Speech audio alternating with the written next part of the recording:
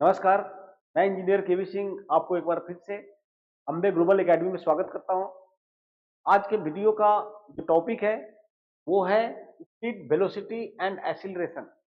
चाल, वेग और त्वरण, इन तीनों जो फिजिकल क्वांटिटीज है, जो भौतिक राशियां हैं, इनके बारे में आप अच्छी तरह से समझ जाएंगे अगर पूरे वीडियो को आप देखेंगे। चलिए शुरू करते हैं और एक्सप्लोर करते हैं।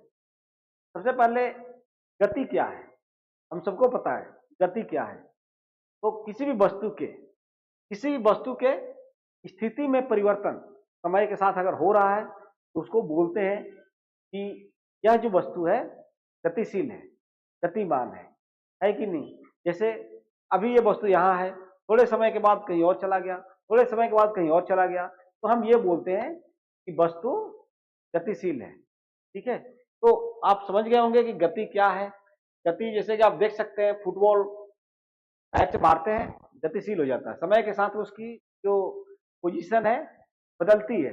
ये गाड़ी है, एक जगह से दूसरी जगह जाता है, जैसे समय के साथ में इसकी जो पोजीशन है वो चेंज होती है। हल जो है पेड़ से नीचे गिर रहा है, हल क्या हो गया, गतिमान हो गया। तो समय के साथ अगर उस वस्तु के पोजीशन में चेंज हो रहा है तो उसको बोलते हैं कि वह वस्तु गतिशील है। तो ये ट्रांसलेशनल मोशन हो गया। सीधी लाइन में अगर कोई गति है, तो जैसे ट्रेन चल रही है सीधी लाइन में चल रही है तो ट्रांसलेशनल मोशन बोलते हैं। रोटेशनल मोशन बोलते हैं जैसे कि वही खड़ा होकर के गोला गोल गोल घूमता है, अपने एक एक्सिस पे, अक्ष पे गोल घूमेगा तो उसको बोलेंगे रोटेशनल मोशन। ऑसिलेटरी मोशन क्या बोलते हैं, आगे पीछे, एक पोजीशन से आगे नहीं जा रहा है, एक पोजीशन तक जा रहा है, फिर पीछे आ रहा है, फिर वहां जा रहा है। तो इस तरह के मोशन को क्या बोलते हैं, इस तरह की गति को क्या बोलते हैं, ऑसिलेटरी दोलन दोलन दोलक गति बोलते हैं। और हो गया पीरियोडिक मोशन, आवर्त गति इसको बोलते हैं। जैसे कि आप देखते होंगे पेंडुलम में, घड़ी में पेंडुलम लगा होता है ना, इधर जाता है फिर जीरो पोजीशन पे आता है, फिर दूसरे साइड में जाता है, इस तरह से घूमते रहता है। इसी तरह से जो सूर्य के चारों तरफ चंद्रमा, पृथ्वी के चारों तरफ चंद्रमा परिक्रमा करता है, तो उस इस तरह के मोशन को क्या बोलते हैं, पेरियोडिक मोशन बोलते हैं, आवर्त गति बोलते हैं। तो हम लोग आगे पढ़ेंगे गति कितने तरह की होती है। अभी हम लोगों को ये समझना है गति क्या होता है। तो इस प्रकार समय के सापेक्ष वस्तु की स्थिति में परिवर्तन को गति कहते हैं। तो गति दो तरह की होती है, एक होती है अनियंत्रित, दूसरी क्या होती है, नियंत्रित। अनियंत्रित गति कौन सा है, तो नियंत्रण न रहे। कौन से गति पर नियंत्रण हमारा नहीं रहता है, जैसे आंधी आ गया, तूफान आ गया, इसमें जो हवा की गति है तो हमारा नियंत्रण नहीं है, तो उस तरह की गति को हम क्या बोलेंगे, अनियंत्रित गति बोलेंगे। जैसे मछली है तो जल में घूम रही है, उसमें उसकी गति नियंत्रित नहीं है, कभी तेज घूमेगी कभी धीरे घूमेगी। अब उसके मर्जी के ऊपर डिपेंड है कि किस गति में भाग रही है, लेकिन ऐसा नहीं है कि हम लोग उसको नियंत्रित कर लेंगे। लेकिन कुछ चीजों की गति, कुछ वस्तुओं की गति जो हम लोग हैं, मतलब मनुष्य है, वो कंट्रोल कर सकता है, वो नियंत्रित कर सकता है। ऐसे गति को क्या बोलते हैं, नियंत्रित गति बोलते हैं। जैसे कार, ट्रेन, साइकिल, हवाई जहाज, रोबोट, ये सब, इन सब की गति जो है ना वो नियंत्रित किया जा सकता है।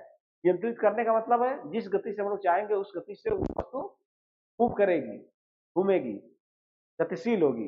इसलिए इस तरह की गति को हम लोग क्या बोलते हैं, नियंत्रित गति। ठीक है, तो अनियंत्रित गति, नियंत्रित गति, जो जिस गति का पे हमारा नियंत्रण ना हो अनियंत्रित गति होता है, तो नियंत्रण हो नियंत्रित गति कहलाती है। चलिए समझ गए होंगे। नेक्स्ट है, समझने की कोशिश करते हैं कि दूरी और विस्थापन में क्या अंतर है। जनरली जब हम लोग छोटे क्लास में पढ़ते हैं तो हमें समझ में नहीं आता है कि आखिर दूरी और विस्थापन क्या बोला जाता है, क्या कहते हैं, समझ में अंतर समझ में नहीं आता है। तो समझने के लिए हमने पॉइंट लिया है। आप जब अपने घर से लेकर के आरा तक आते हैं तो रास्ते में आपको स्टोन्स मिलता है जो कि दिखाता है कितना किलोमीटर है। उसी स्टोन्स को हमने लिखा है, जो कि 5-5 किलोमीटर पे एक स्टोन्स लगाया है कि 5 किलोमीटर पहला स्टोन, दूसरा स्टोन, तीसरा स्टोन, चौथा स्टोन, पांचवा स्टोन, छठा, सातवां, आठवां, नौवां, 10वां, 11वां, 12वां, 12 स्टोन लगा हुआ है 60 किलोमीटर के स्पैन में। ठीक है, स्टोन का मतलब पत्थर, मील का पत्थर होता है ना, कितना किलोमीटर है।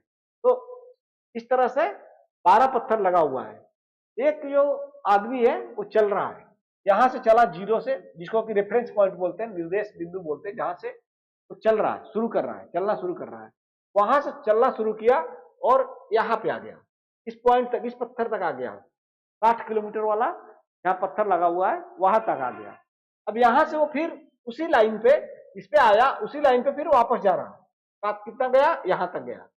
कितना पे आया, 35 मीटर स्टोन तक आया।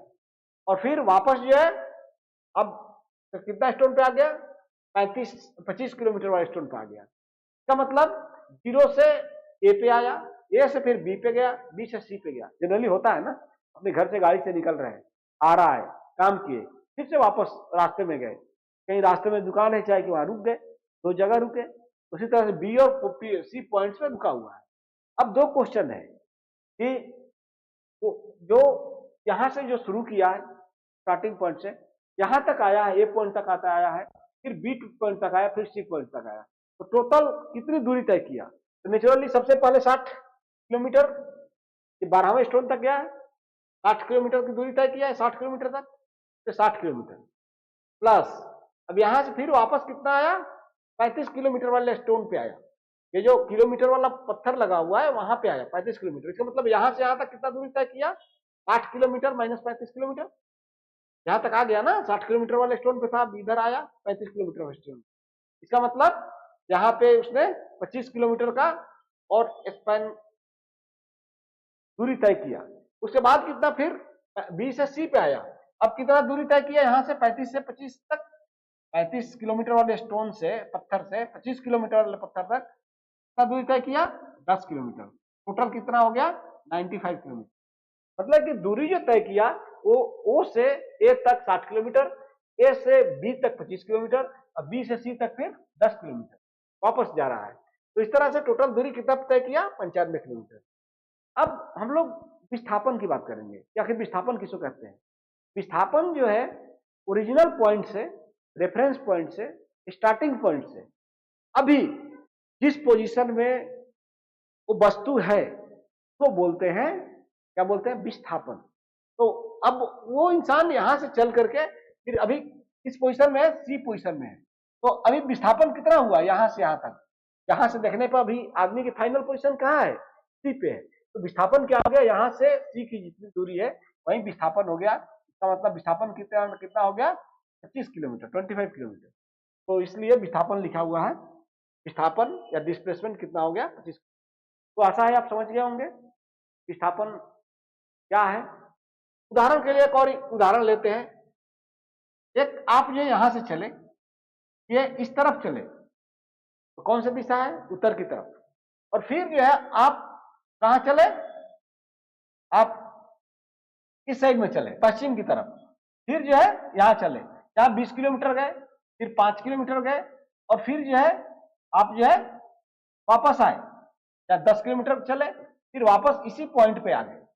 अब आपने टोटल जो यहां पे है कितना दूरी तय की, यहां से यहां तक 20 था, अब यहां से यहां तक 10 है, तो यहां से यहां तक कितना है, 10 है। मतलब अपने जो ओरिजिनल दूरी है उससे कितना दूर है, 10 किलोमीटर दूर है। इससे विस्थापन कितना हो गया, 10 किलोमीटर हो गया। ठीक है। तो जो रेफरेंस पॉइंट होता है, जो स्टार्टिंग पॉइंट होता है, वहां से एट प्रेजेंट अभी उस वस्तु की दूरी कितनी है, वो क्या हो जाएगा, विस्थापन हो जाएगा। ठीक है।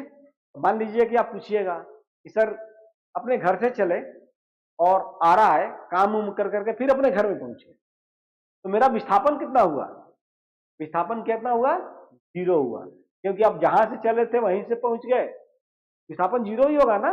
उस कंडीशन में विस्थापन क्या होगा, जीरो हो गया। फिर पूछेगा कितनी दूरी तय की है, आरा से आपके घर से आरा की अगर दूरी 40 किलोमीटर है तो आप 40 किलोमीटर आए, 40 किलोमीटर गए, तो टोटल दूरी आपने कितना तय किया, 80 किलोमीटर तय किया। ठीक है, क्लियर। विस्थापन और दूरी क्लियर हो गया होगा, आशा है समझ गए होंगे। अब एक क्वेश्चन है कि जो आपके मोटरसाइकिल में यहाँ पे लिखा लगा रहता है ओडोमीटर, ओडोमीटर लगा होता है जिसमें कि स्पीड आप देखते हैं, बस कितना दूरी तय कर रहे हैं ये भी लिखा हुआ रहता है, आप देख सकते हैं, आप लिखा हुआ रहता है। ये क्या दिखाता है, ये विस्थापन दिखाता है या तय की गई दूरी दिखाता है, बताइए क्या दिखाता है। ये तय की हुई दूरी दिखाता है, टोटल आप कितनी दूरी तय कर रहे हैं वो ओडोमीटर दिखाता है। ठीक है। अब आप यहाँ एक और उदाहरण लिया हुआ है, ये दो घर है, दो घरों तक जाने के लिए ये रोड बना है, टेढ़ा मेढ़ा है। तो आप यहां से जो दूरी तय करेंगे वो इधर ये दूरी तय कर रहे हैं, ये दूरी को तय कर रहे हैं, ये दूरी होगा जो नापिएगा। तो और सीधा जो दूरी नापिएगा दोनों के बीच में तो बोलेंगे डिस्प्लेसमेंट। दो वस्तुओं के बीच की रैखिक दूरी जो होगी उसको क्या बोलेंगे? डिस्प्लेसमेंट, डिस्प्लेसमेंट या विस्थापन। आशा है आपको समझ में आ गया होगा। दूरी और विस्थापन बहुत सारे एग्जांपल्स हैं। अब एक न्यूमेरिकल लेते हैं, बताते हैं। बोल रहा है एक किसान 10 मीटर की भुजा वाले एक वर्गाकार खेत की सीमा पर 40 मिनट में चक्कर लगाता है। तो पहले हमने क्या कर लिया? खेत को बना लिया। ये वर्गाकार खेत है, 10 मीटर, 10 मीटर, 10 मीटर, हर एक साइड 10 मीटर है, वर्गाकार है। वर्गाकार में हर एक भुजा की लंबाई बराबर होगी 10 मीटर। ठीक है। अब इसको चक्कर लगाने में कितना लगता है टाइम? तो चक्कर लगाने में कितना टाइम लगता है? 40 मिनट लगता है। इसका मतलब यहां से अगर किसान शुरू कर रहा है, यहां से यहां, यहां से यहां, यहां से यहां, यहां से यहां, टोटल 40 मिनट लगता है। तो मतलब कि 10 मीटर 40 मीटर जाने में 40 मिनट लगता है। तो 1 मीटर जाने में कितना मिल लगेगा? 1 मिनट लगेगा। 1 मीटर जाने में कितना लगेगा? 1 मिनट लगेगा।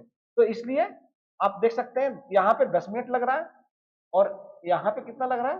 ये भी 10 मिनट लग रहा है। ठीक है। तो अब बोल रहा है 20 मिनट के बाद किसान का विस्थापन का परिणाम क्या होगा? तो यहाँ से यहाँ तक 10, यहाँ से यहाँ तक 10, मतलब अभी किसान कहाँ पहुंच गया? यहाँ पहुंच गया है। विस्थापन क्या होगा? इन दोनों के बीच में रैखिक दूरी, रैखिक दूरी कितनी हो, ये हम लोग देखते हैं। ये हो जाएगा। अब आपको आप ए बी सी मार्क कर सकते हैं और आपको पाइथागोरस प्रमेय जो है उससे आपको पता है कि आधार स्क्वायर प्लस और क्या, आधार प्लस टाई स्क्वायर, या फिर आधार प्लस लंब बोलते हैं, प्लस लंब स्क्वायर इक्वल टू कर्ण स्क्वायर। इससे कर्ण कितना हो जाएगा? ये कर्ण हुआ ना ए से सी तक, ये आप देखेंगे ए सी इक्वल टू हो गया। ए सी मतलब कर्ण, कर्ण equal to A C equal to under root आधार स्क्वायर प्लस लंब square equal to under root 10 square plus 10 square. तो कितना हो गया आपका? 10 स्क्वायर प्लस 10 स्क्वायर का रूट कितना हो जाएगा? Under root 100 plus 100 equal to 200 under root equal to root 2 210। ठीक है, 100 हो गया प्लस 10 रूट 2 1.414 इंटू 10 14.14 मीटर। तो डिस्प्लेसमेंट है वो कितना हो गया आपका? यहां से वहां तक विस्थापन हो गया 14.14 मीटर। विस्थापन का परिमाण कितना हो जाएगा? 14.14 मीटर। ठीक है, ये हो जाएगा। कुछ क्वेश्चंस हैं जो कि आपके दिमाग में आना चाहिए। क्या विस्थापन के लिए निम्न से कौन सही है? या शून्य नहीं हो सकता है और इसका परिमाण वस्तु द्वारा तय की गई दूरी से अधिक है। या शून्य नहीं हो सकता, विस्थापन शून्य नहीं हो सकता लिख रहा है। सही है, गलत है कथन? ये कथन गलत है। शून्य हो सकता है। कब होगा शून्य? जब आप जहां से चले हैं, कोई वस्तु जहां से शुरू की है वहीं पे अगर पहुंचे, तब विस्थापन क्या हो गया? शून्य हो गया। ठीक है। इसका परिमाण वस्तु द्वारा तय की दूरी से अधिक है। विस्थापन कभी भी तय की गई दूरी से अधिक नहीं हो सकता है। उससे कम ही होगा, उससे अधिक नहीं हो सकता है। इसलिए ये दोनों कथन गलत है। चलिए आगे बढ़ते हैं, देखते हैं। तो गति दो समान होती है, एक समान गति होती है और दूसरी असमान गति होती है। एक समान और असमान। एक समान गति किसको बोलते हैं? वो इक्वल समय में बराबर समय अवधि में बराबर दूरी तय करता है, तो उसको एक समान गति बोलते हैं। और बराबर समय अवधि में अगर जो दूरी तय करता है वस्तु, अगर वो बराबर नहीं है तो उसको बोलते हैं असमान गति। इस टेबल में आप देख सकते हैं 9:30 बजे से 9:45, 15 मिनट चला है तो 10 मीटर से 20 मीटर पहुंच गया, और 15 मिनट चला तो 30 मीटर पहुंच गया। हर एक 15 मिनट में 10-10 किलोमीटर चल रहा है। ये वस्तु हर एक 15 मिनट में 10-10 किलोमीटर चल रहा है, तो इसका मतलब इसकी गति एक समान है। और इसमें इस उदाहरण में देखिएगा कि हर एक 15 मिनट में ये यहां से 12 से 19 7 मीटर चला, अगले 15 मिनट में 4 मीटर चला, अगले 15 मिनट में 23 12 35 12 मीटर चला। तो इस तरह से समान अवधि में ये अलग अलग दूरी तय कर रहा हो वस्तु, इसकी गति होगी असमान गति। क्या होगी? असमान गति। ठीक है, तो ये हुआ समान और असमान गति। अब गति की दर को मापना जरूरी है, क्योंकि किसी चीज को मापिएगा तब उसको पेन और पेपर में लिख सकते हैं, तो कैलकुलेशन कर सकते हैं, और आपको फाइंड आउट करना है उसके बारे में तो फाइंड आउट कर सकते हैं। इस तरह से गति को मापना जरूरी है। तो आप देखते होंगे गति कैसे मापते हैं। आप देखते होंगे क्रिकेट बॉल जो फेंकता है, क्रिकेट देख रहे थे ना, है देख रहे थे कि नहीं, गिल को आउट कर करके पाकिस्तान का वो कौन सा प्लेयर था, ऐसे ऐसे कर रहा था, है? तो वहां पे गेंद की गति जो होती है, फेंकने वाले की चाल आपको हमेशा स्क्रीन पे दिखाता है। तो 140 किलोमीटर 140 किलोमीटर प्रति घंटा, किलोमीटर प्रति घंटा में दिखाता है, 140, 143 या माइल्स पर आवर्स में भी दिखाता है। कभी किलोमीटर पर आवर, किलोमीटर प्रति घंटा में दिखाएगा, कभी माइल्स प्रति घंटा में दिखाएगा। तो ये क्या है, ये चाल है कि गेंद किस चाल से वो फेंक रहा है। तो अब वस्तु की चाल होती क्या है, चाल क्या होती है? तो चाल का मतलब वस्तु द्वारा इकाई समय में तय की गई दूरी। इकाई समय, इकाई का मतलब 1 सेकेंड, 1 घंटा, 1 मिनट में, या तो 1 घंटा में, या 1 मिनट में, या फिर 1 सेकेंड में। वो वस्तु जितनी दूरी तय करेगी तो बोलते हैं इकाई समय, और इकाई समय में तय की गई दूरी, तो एक को इकाई समय बोलते हैं। जनरली जो फंडामेंटल यूनिट्स है, फंडामेंटल यूनिट्स है, उसमें क्या होता है कि जो समय होता है उसको हम लोग सेकेंड्स में मेजर करते हैं, और दूरी को किस में मेजर करते हैं, मीटर में मेजर करते हैं, मीटर में मेजर करते हैं, मीटर प्रति सेकेंड। मीटर प्रति सेकेंड जो है ना फंडामेंटल यूनिट्स है। मैंने बताया था ना फंडामेंटल यूनिट, आपको यूनिट्स एंड डायमेंशन जो चैप्टर बताया था उसको ठीक से देख लीजिएगा, वीडियो डाला हुआ है। बताया था फंडामेंटल यूनिट्स कौन कौन से होते हैं, 7 हमने फंडामेंटल यूनिट्स बताया था। ठीक है, तो ये सेकेंड्स और मीटर, मीटर प्रति सेकेंड, मीटर प्रति सेकेंड जो है ना ये फंडामेंटल यूनिट्स है। क्योंकि दूरी अगर छोटी है तो हम लोग उसको किलोमीटर प्रति घंटा में भी दिखा देते हैं, किलोमीटर पर आवर्स। और है क्या चाल, वस्तु द्वारा इकाई समय में तय की गई दूरी, वस्तु द्वारा इकाई समय में तय की गई दूरी। इकाई समय का मतलब हो गया 5 घंटा में 20 किलोमीटर जा रहा है, 1 घंटा में कितना जाएगा, 4 किलोमीटर जाएगा, तो चाल हो जाएगा। तो चाल क्या हो जाएगा, चाल क्या हो जाएगा, 20 किलोमीटर गया तो 5 घंटा में गया, 4 किलोमीटर प्रति घंटा हो गया। ठीक है, तो टोटल जो दूरी तय करती है, दूरी टोटल जो तय करेगी, ओके, उसमें हम लोग अगर भाग दे देंगे समय से, उस वस्तु की दर मिल जाएगी, गति की दर मिल जाएगी। तो चाल क्या होता है, किसी भी वस्तु का चाल होता है, तो कुल तय की गई दूरी, बटा में कुल समय, टोटल कितना समय ले रहा है, टोटल कितना समय ले रहा है, कितना दूरी तय कर रहा है। आप घर से चले आरा के लिए मोटरसाइकिल से 40 किलोमीटर है और आप 2 घंटे में पहुंच गए, 2 घंटे में, ठीक है, 40 किलोमीटर और 2 घंटा में पहुंच गए, तो इसका चाल क्या हो जाएगा, कुल तय की गई दूरी कितना हुआ 40 किलोमीटर, और समय कितना लिया आपने 2 घंटा, तो आपका चाल क्या हो गया 20 किलोमीटर प्रति घंटा, 20 किलोमीटर प्रति घंटा। ठीक है, क्योंकि 2 घंटे में आप गए 40 किलोमीटर, 1 घंटे में कितना जाएंगे, 1 घंटा मतलब यूनिट समय, ये हो गया यूनिट, जो इकाई समय बोलते हैं ना, इकाई समय यही हो गया 1 घंटा, इकाई समय। 1 घंटा में कितना जाएगा 40 बटा में 2 कल तो 20 किलोमीटर प्रति घंटा, ये हो गया आपका इकाई समय में जितना दूरी तय कर रहा है। तो इस तरह से चाल क्या है, तय की कुल दूरी में समय से भाग दे देते हैं, हम लोग को इकाई समय में तय की गई दूरी मिल जाती है, और उसी को हम लोग बोलते हैं वस्तु की चाल। इसका मात्रक मीटर पर सेकंड होता है, सेंटीमीटर पर सेकंड होता है, किलोमीटर पर आवर होता है, और चाल क्या है, एक अदिश राशि है। अदिश के बारे में हमने बताया था। अदिश राशि में क्या होता है, केवल परिमाण होता है, केवल मैग्नीट्यूड होता है, तो दिशा नहीं होती है। तो चाल में दिशा नहीं होती है, चाल में दिशा नहीं होती, दूरी में दिशा नहीं होती है, तो चाल में दिशा भी नहीं होती, इसलिए ये क्या हो गया, एक अदिश राशि होगी। लेकिन विस्थापन में दिशा होती है, विस्थापन में दिशा होती है, इसलिए विस्थापन क्या है, एक सदिश राशि है, और दूरी क्या है, अदिश राशि, ध्यान दीजिएगा। ठीक है, और ठीक है, अब आपको अगर कहीं इस तरह से आ जाए कि कैसे आपको किलोमीटर प्रति घंटा जो दिया हुआ है, को अगर आपको मीटर प्रति सेकंड में बदलना है तो कैसे बदलिएगा?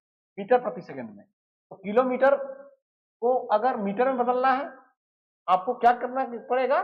नीचे किलोमीटर लिख दीजिए, किलोमीटर किलोमीटर कट जाएगा और ऊपर में 1000 मीटर लिख लीजिए। ये कट गया ना, 1000 मीटर बच गया, क्योंकि 1 किलोमीटर में 1000 मीटर होता है। तो ये दोनों बराबर है, ये और ये दोनों बराबर है, ये कट सकता है, लेकिन हमको किलोमीटर हटा करके मीटर करना है, इसलिए मीटर हमने छोड़ दिया।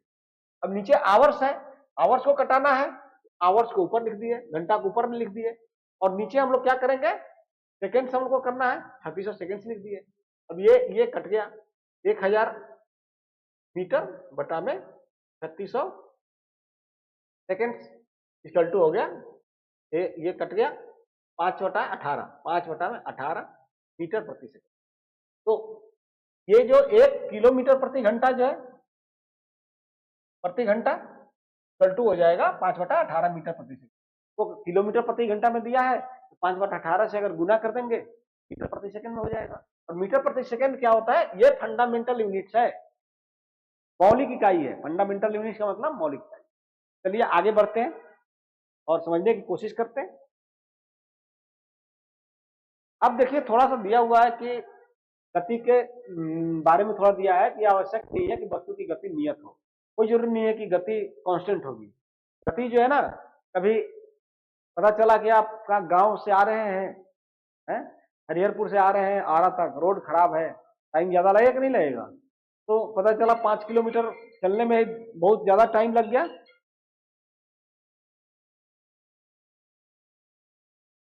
तो 5 किलोमीटर चलने में ही ज्यादा टाइम लग गया, ठीक है।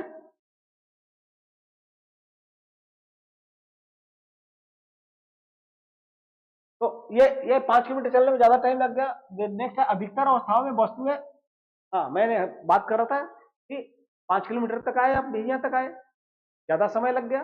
और आप वहां से आ रहा है 30 किलोमीटर आ गए, आधे घंटे में ही आ गए। पता चला 5 किलोमीटर आने में 1 घंटा लग गया और आगे 15 किलोमीटर आने में मात्र आधा घंटा लगा। तो गति जो है, आपका चाल जो है वो असमान हो गया ना, चाल असमान हो गया। तो हम लोग को चाल को जनरली, अगर असमान गति है तो हम लोग चाल को किसमें व्यक्त करते हैं? औसत चाल से व्यक्त करते हैं।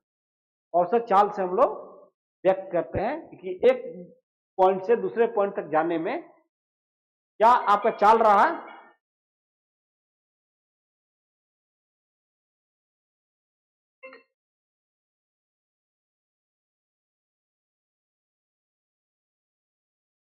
एक मिनट, आ रहे हैं।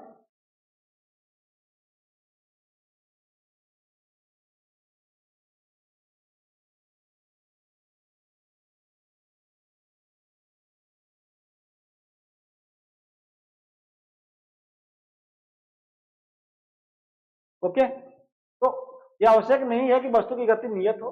अधिकतर अवस्थाओं में वस्तुएं असमान गति में होगी, इसलिए हम उन वस्तुओं की गति की दर को उनकी औसत चाल के रूप में व्यक्त करते हैं। क्योंकि गति अलग अलग है, तो हमें चाल जो है अगर व्यक्त करनी है एक पॉइंट से दूसरे पॉइंट तक कि कितना किस चाल से आए, तो इसके लिए हमें औसत चाल निकालनी पड़ेगी। औसत चाल निकालनी पड़ेगी, क्योंकि गति कहीं ज्यादा है कहीं कम है। पता चला 1 घंटे में आप 5 किलोमीटर चले गए, कहीं 1 घंटे में 2 किलोमीटर जा रहे हैं, कहीं 1 घंटे में 50 किलोमीटर चले जा रहे हैं।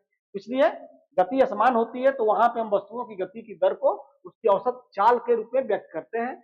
वस्तु की औसत चाल उस वस्तु द्वारा तय की गई कुल दूरी को कुल समयावधि से भाग देकर के प्राप्त किया जा सकता है। टोटल कितना दूरी तय किया और कितना समय लगा, इससे हम लोग वस्तु की औसत चाल हम लोग प्राप्त कर सकते हैं। इससे औसत चाल क्या हो गया? तय की गई दूरी बटा में कुल समयावधि। तो गौतम सर ने आपको औसत बताया हुआ है। औसत इसी तरह से निकालते हैं, टोटल को जोड़ देते हैं और कितना नंबर है उसे भाग दे देते हैं, तो औसत निकल जाता है। उसी तरह से औसत चाल हमें निकालना है, तो जितनी भी दूरी तय की गई सबको जोड़ देंगे और कितना समय लगा है टोटल समय से हम भाग कर देंगे, तो इस तरह से हमें औसत चाल मिल जाएगी। उदाहरण के लिए हमने एक उदाहरण लिया है कि कोई एक वस्तु है, तो 16 मीटर की दूरी 4 सेकेंड में, यहां से सपोज करो ए पॉइंट पे है और बी पॉइंट पे ये 16 मीटर की दूरी है।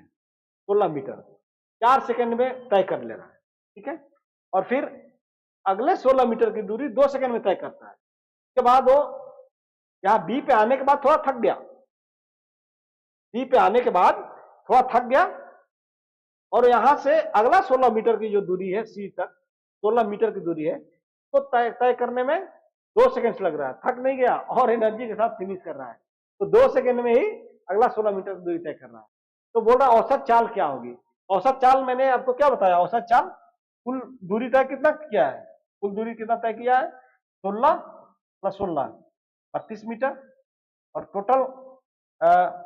टोटल कितना समय लगा है, 4 plus 2 second, 4 plus 2 6 second, 4 plus 2 6 second ना, 16 प्लस 16 32 बटा 6 सेकेंड, 32 बटा में 6 मीटर सॉरी प्रति सेकेंड।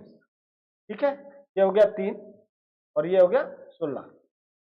ठीक है, 16 दूनी 32, 16 बटा 3, 16 बटा 3 मीटर प्रति सेकेंड, तो 4 metre 2 metre, 4 second 2 second, 6 second में 32 मीटर दूरी तय करना है, इसलिए 32 में 6 से हमने भागा दे दिया। ठीक है, और वो हमें मिल गया, क्या मिल गया, औसत चाल। औसत चाल समझ गए, क्लियर हो गया। दूरी क्या हो गया, जो हम लोग दूरी तय करते हैं, कितने समय में तय कर रहे हैं, कितनी दूरी तय कर रहे हैं।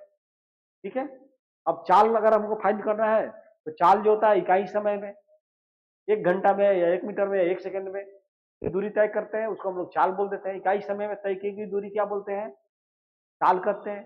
चाल चूंकि दूरी जो तय करते हैं वो असमान होता है, चाल भी असमान होता है, तो हम लोग चाल है उसको व्यक्त करने के लिए औसत चाल का मदद लेते हैं।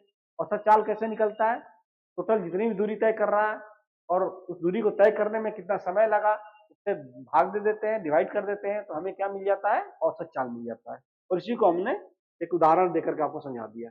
फिर आगे बढ़ते हैं। अब नेक्स्ट क्वेश्चन आता है कि अगर जो चाल है वो उसमें दिशा नहीं होती है, इससे चाल क्या हो गया, एक अदिश राशि हो गया। लेकिन अगर हम लोग दिशा की भी बात करें, क्योंकि दिशा जरूरी है, आप यहाँ पे खड़े हैं, आपका दोस्त कोने पे खड़ा है, आप फुटबॉल खेल रहे हैं, तो जो हिट जो उसको दीजिएगा, तो गति उसको दीजिएगा बॉल फुटबॉल को, वो एक निश्चित दिशा में दीजिएगा। ठीक है, इसलिए चाल के साथ अगर हम लोग दिशा की भी बात करें, में ऐसी चाल जिसमें दिशा के साथ निरूपित करते हैं, तो उसको हम लोग बोल देते हैं वेग। उसको क्या बोलते हैं, वेग। वेग वेग का अंग्रेजी होता है वेलोसिटी। क्या होता है, वेलोसिटी। और चाल को बोलते हैं स्पीड। तो नेचुरली वेग में मैंने क्या बोला, चाल प्लस दिशा। अब इसमें क्या होगा, चाल और दिशा दोनों होगा। चाल प्लस दिशा का मतलब क्या हो गया, स्पीड प्लस डायरेक्शन। डायरेक्शन, चाल प्लस दिशा, दिशा दोनों रहेगा। हम लोग उसको बोलेंगे कि ये क्या है, वेग है। वेग को हम लोग चाल और दिशा दोनों से व्यक्त करते हैं। वह राशि जो इन दोनों पक्षों चाल और दिशा को व्यक्त करती है, उसे क्या कहा जाता है, उसे वेग कहा जाता है। क्या कहा जाता है, वेग, वेलोसिटी कहा जाता है, वेलोसिटी का। ठीक है, तो क्लियर हो गया कि एक निश्चित दिशा में चाल को वेग करते हैं, और किसी वस्तु का वेग समान या असमान हो सकता है, क्योंकि चाल समान और समान है तो वेग भी समान और असमान हो सकती है। ठीक है, जैसे आप यहां से बिहिया गए, फिर पीरो जाने के लिए बाएं मुड़ गए, तो असमान हो गया ना, असमान चाल हो गया, असमान वेग हो गया, क्योंकि आप दिशा वहां पर चेंज कर ली। या दिशा चेंज करेंगे या फिर परिमाण चेंज करेंगे, दोनों ही चेंज करेंगे, क्या हो जाएगा। ठीक है, हाँ आ जाओ आ जाओ, हाँ राजेश आ जाओ, बैठो 2 मिनट, बैठो, आ जाओ, चाय पिलाओ पूजा इनको, चाय पिला। ठीक है, तो उसको क्या बोलते हैं, वेग समान या असमान हो सकता है। एक वस्तु की चाल, गति की दिशा या दोनों के परिवर्तन के साथ परिवर्तन हो सकता है। वेग जो है 15 मिनट लगेगा, बैठ जाओ, बैठो 15 मिनट। वेग वस्तु की चाल, गति की दिशा या दोनों के साथ परिवर्तन हो सकता है। ऐसा नहीं है, अगर वेग परिवर्तित हो रहा है तो इसका मतलब यह है कि वस्तु की चाल या फिर दिशा दोनों में से कोई भी एक परिवर्तित होगा, तो यह बोला जाएगा कि वेग में परिवर्तन हो रहा है। ठीक है, इसलिए अब हमें अगर वेग की बात करनी है, तो अगर एक पॉइंट से दूसरे पॉइंट तक, एक बिंदु से दूसरे बिंदु तक अगर हम लोग वेग की बात करेंगे, तो वहां फिर से हम लोग औसत वेग की बात करेंगे, क्योंकि चाल नियत कांस्टेंट नहीं है, स्थिर नहीं है, चाल एक समान नहीं है। तो चाल एक समान नहीं है तो वेग भी एक समान नहीं है। जब वेग एक समान नहीं है तो ऐसे कंडीशन में हम लोग औसत वेग निकाल सकते हैं। औसत वेग जो होता है बहुत ही आसानी से निकलता है। देखते हैं कैसे निकलता है। तो यदि किसी वस्तु का वेग समान रूप से परिवर्तित हो रहा है, समान रूप से परिवर्तित हो रहा है, तब कैसे हम लोग वेग निकालते हैं? प्रारंभिक वेग और अंतिम वेग का जो माध्य होता है, अंतिम वेग और प्रारंभिक वेग का जो माध्य है, उसके द्वारा हम औसत वेग प्राप्त कर सकते हैं। ये औसत वेग इक्वल टू हो गया प्रारंभिक वेग प्लस अंतिम वेग, और उसमें 2 से डिवाइड कर देंगे तो हमें क्या मिल जाएगा? औसत वेग मिल जाएगा।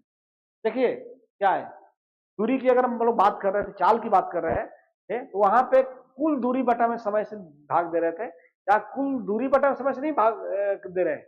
यहाँ पे हम लोग प्रारंभिक वेग देख रहे हैं और अंतिम वेग देख रहे हैं, और उसमें 2 से भाग दे रहे हैं, तो क्या हमें मिल जा रहा है? औसत वेग मिल जा रहा है। क्लियर? तो 2 एग्जाम्पल ले रहे हैं, अब ये देखते हैं, थोड़ा और समझ में आएगी। यात्रा शुरू होते समय कार का ओडोमीटर 2000 किलोमीटर था और यात्रा समाप्ति पर 2400 किलोमीटर है। यदि इस यात्रा में 8 घंटे लगते हैं, आप अपने एक मोटरसाइकिल का उदाहरण ले लीजिए। उस मोटरसाइकिल में क्या है कि आपके मोटरसाइकिल में दिखाता है ना कितनी दूरी तय कर रहे हैं, तो 2000 पड़ रहा है और 8 घंटा के बाद 2400 पड़ रहा है, तो टोटल कितना दूरी तय किया? कुल तय की गई दूरी, तय की गई दूरी कितना हो गया?